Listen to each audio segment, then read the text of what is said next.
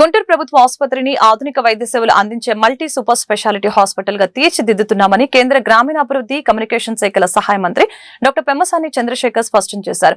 ఇందులో భాగంగా యుద్ధ ప్రాతిపదికన అన్ని సౌకర్యాలు ఏర్పాటు చేస్తున్నామని చెప్పారు. శనివారం జీజేహెచ్ లో నాట్కో సెమినార్ హాల్లో హాస్పిటల్ డెవలప్మెంట్ సొసైటీ సభ్యుల సమావేశం జరిగింది. ఈ సందర్భంగా పెమ్మసాని మీడియాతో మాట్లాడారు.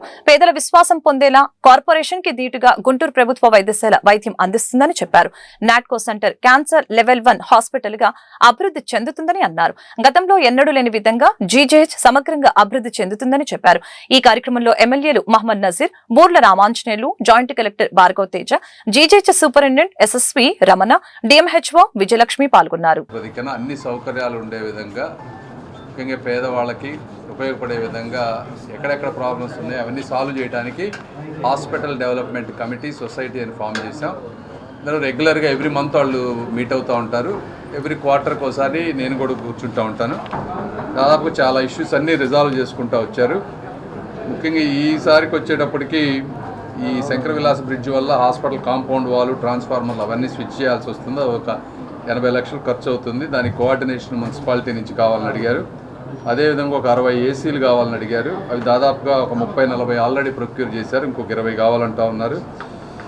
అదేవిధంగా హాస్పిటల్లో కంప్యూటర్స్ కావాలని అడిగారు. అవి కొంచెం సాఫ్ట్వేర్ కంపెనీస్లో వాళ్ళు వాడని కంప్యూటర్స్ ఉంటాయి. అవి వీళ్ళకి ఉపయోగపడతాయి. అవి తీసుకొచ్చే బాధ్యత మేము తీసుకుంటాం. ఇవి కాకుండా వీల్ చైర్స్, తర్వాత కొన్ని ఎలక్ట్రిక్ ప్యానెల్లో కింద వైర్స్ ఇవన్నీ వాటర్లో సబ్మర్జ్ అవ్వడం జరుగుతుంది. వాటిని షిఫ్ట్ చేసి ఇలా జనరల్గా చాలా ఉన్నాయి. ఇవన్నీ ఇష్యూస్ అన్నీ 1 by 1 అన్నీ కూర్చొని డిస్కస్ చేసాం. ఇవే కాకుండా ఇప్పుడు ఈ రోజున క్యాన్సర్ హాస్పిటల్ బిల్డ్ చేస్తూ ఉన్నారు 150 బెడ్లతోటి.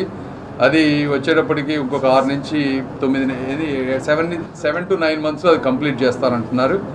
ఈ క్యాన్సర్ సెంటర్ని కూడా లెవెల్ 1 క్యాన్సర్ సెంటర్గా అప్గ్రేడ్ అవుతుంది.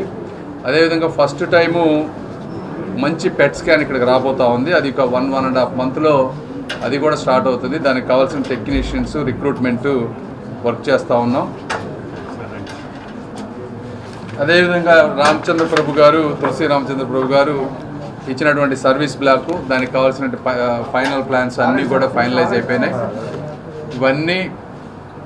ఇవి కూడా వాళ్ళు త్వరలో భూమి పూజ చేస్తారు దానికి.